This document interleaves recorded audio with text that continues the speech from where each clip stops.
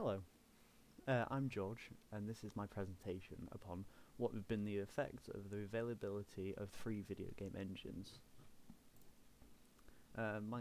In this presentation, I shall be explaining what a video game engine is.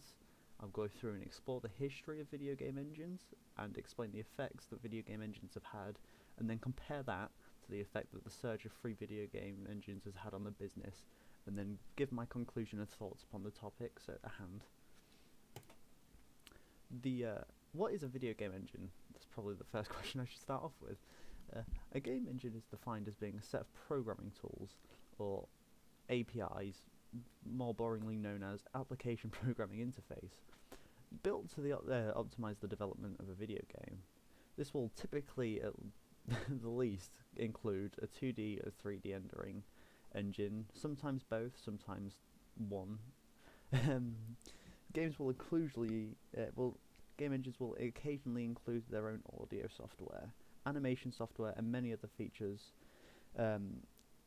including stuff like NavMesh and built-in functions just to make coding so much easier to you. Game engines can commonly be confused with a programming language, such as C# or C++, or BASIC, as I did before when I thought that coding on the Commodore 64 used a game engine, which I was very wrong.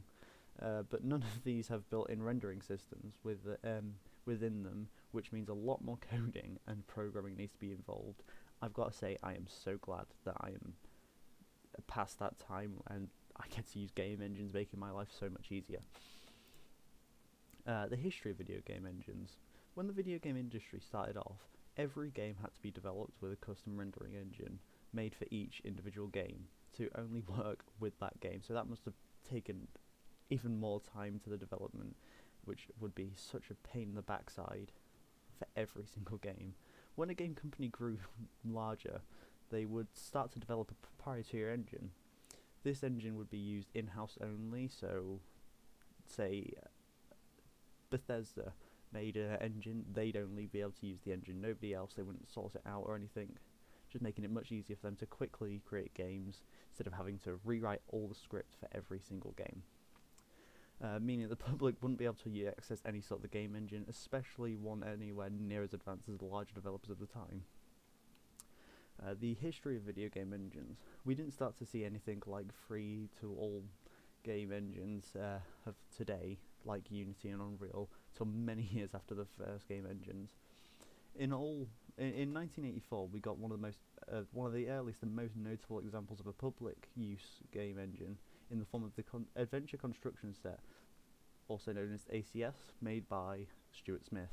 The ACS included such features as turn-based play systems, 4-player co-op play, a character that could be imported from another adventure, music and sound, random encounters, graphic tiles, text screens for conveying information to get a plot across, creatures that would copy various traits and equipment of the player, providing an extra challenge, and then multiple types of combat, which would include spells, melee, ranged. It would also include stuff like stores, making adventure games makeable for the average folk like you and I. One company who played a massive part in the popularization of game engines was id Software. With the help of one John Carmack, the Wolfenstein engine was created, followed up by Doom's legendary engine, the Doom engine, which was later branded the id Tech 1. Things really started to come together after the arrival of the id Tech 2, when that came out alongside Quake. It was also known as the Quake engine. This engine has become the kick-off point for many devs and games in the industry due to the modding capabilities the engine brought with it. If you look on the side, it's just a bunch of what has resulted from the engine. I know it's not the full picture, but you can at least see that Gold Source has come from it, which is so much. I'll get into that later, don't worry. The engine and future versions were heavily modified, and remnants can still be found in Call of Duty games, and was a jump-off point for Gold Source, as I just said. Actually, it's really interesting. You can, I guarantee you, original source code will still be found in Call of Duty games to this day in their engines, which is a good, that came out in 95 or 7, 95 or 97, so it was over 20 years ago. It's older than me, and they're still using it in games, which is very impressive. The effect that modding has had on game development. After the creation of the Quake engine, modding became more popular. After the success of Quake modding scene, a game rose above the rest. You may know it as one of the most innovative games of all time, using physics and an amazing physics system with intelligent AI. Became highly moddable Gold Source engine. Valve's Half-Life became the king of all mods. On the side, you'll see a bunch of games that came from it, not Dota 2, that came from another mod, actually, the Dota mod for World of Warcraft, which is just adding to my point that modding games can create a career. It's affected the industry so much. Mods that came from Half-Life have left an everlasting impact. Counter-Strike, going strong as one of the most important game esports with Counter-Strike Go all these years later. Ricochet, Day of Defeat, The Ship, which is no doubt an inspiration for the game Among Us, which is one of the most popular games of today, and countless more, such as Sven Co-op, too many to name. Team Fortress 2, as would have come from the original Team Fortress, which came from this, and Valve has kicked off many a game developers' careers by basically approving their mods and bringing in developers to help work on games with them, which is must be amazing for a fan to experience.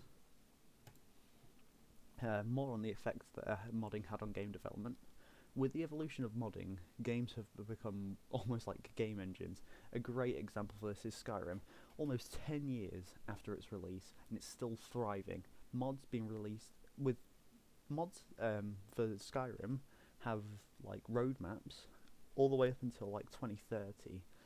On the left hand side, you'll be able to see Beyond Skyrim Bruma, which is a accurate recreation of the Cyrodiil province Bruma, which originally started off as a demo, but they decided to make it into a full-fledged thing before moving on to the rest of Cyrodiil, and it is known as one of the best mods ever made for any game. Due to the incredible modding scene, where the creation engine allows young game designers and developers the chance to create their own spin on fantasy classics, like RPGs. From fans recreating their favourite parts of Skyrim, as I just said, to making award-winning narrative experiences in game, which appeared. I can't remember the name of it right now, but it is it was like the Lost Society or the Forbidden City, Forgotten City. That's it. Absolutely incredible narrative, which was made in Skyrim, of all things, which isn't known for its incredible narrative, but for its modding scene, which, I'm not gonna lie, better than the original game. It's incredible. The effects the modding had on the game. Minecraft, since its creation in 2009, has become one of the largest platforms of modded content ever created. The game has countless mods that become famous, such as Tekkit Vaults, Mo Creatures. They've even got a market store on the Bedrock Edition, which they pay creators to create mods for them, and they sell it on there. The devs get a cut of it, and it's making mods more accessible to non-PC players, which is a first. Mojang has taken inspiration from the modding community when creating updates for the game, including adding hoppers, witches, and command blocks, all community-created things, and then brought into the game. The Hypixel modded server on Minecraft became so popular, they have been so successful with their Minecraft creations, that they're able to make and fund their own block-based game, which you can see on the right is Hytale, which I'm very excited for the upcoming release of.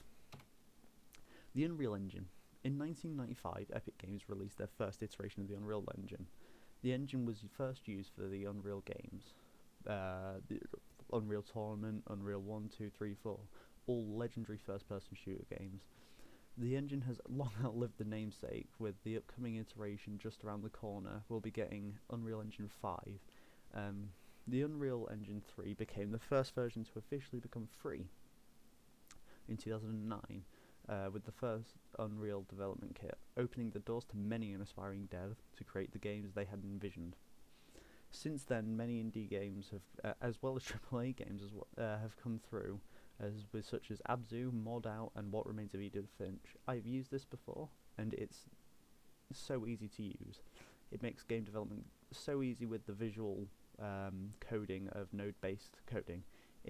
I recommend building games on there. Unity. Unity was originally launched back in 2005 and was created by Unity Technologies. Unity is one of the most popular places for indie devs to create games due to the easy-to-use platform support, with built-in supports for PC, Xbox, iOS, Android, PlayStation, any platform you can think of. Unity has it. And the incredible built-in functionality of the platform, it makes game developing looks easy.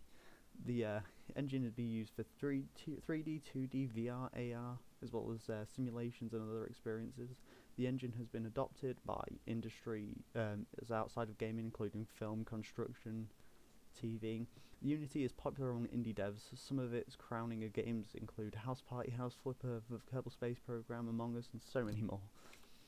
The influx of new game devs is a good thing for the industry. Is it? Positive. In the past few years, there's been so many amazing titles, including Among Us from inspiring indie devs. Like, you look in the background, all indie games which are beloved in the fan base. The creative innovation has increased with creative stuff like space exploration in Kerbal Space Program, Octodad, making you control each limb, Surgeon Simulator, which came from a game jam. Gaming and game creation has become much more accessible, so anybody can do it, even just for fun. A lot of copycat games have come along though, so unoriginality has started popping up, which clashes with the immense originality of indie devs. The bar has been lowered on the quality of games, so they can just get into the industry much easier without being any good. Games stand out less because there are so many titles, which, is a real bad impact on some people's livelihoods.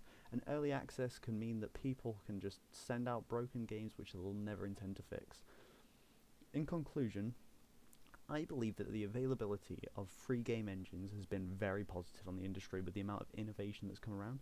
So many talented individuals are able to create games that they love and are passionate about in their own time. There may be negatives to it, yes, like copycats and just an abundance of subpar games, but it is outweighed by the innovation brought by this. Like, films doesn't have anything. Films and books, you can self-publish, but the medium of video games just takes this a step further by just the reaches that people can make. It is mind-blowing, and I believe it's the greatest thing to ever happen to not consoles, but just gaming in general. So many games that you love have come around from indie games. It's just passion. So much passion brought into the industry by this, and I don't think you should be able to complain, because the more accessible it is, the more great games we will have. Like, yes, we do have duds, but there are gems, and there's more gems than any other industry. It's incredible. Thank you so much for watching. I've been George, and this has been my essay. It's just a reference list.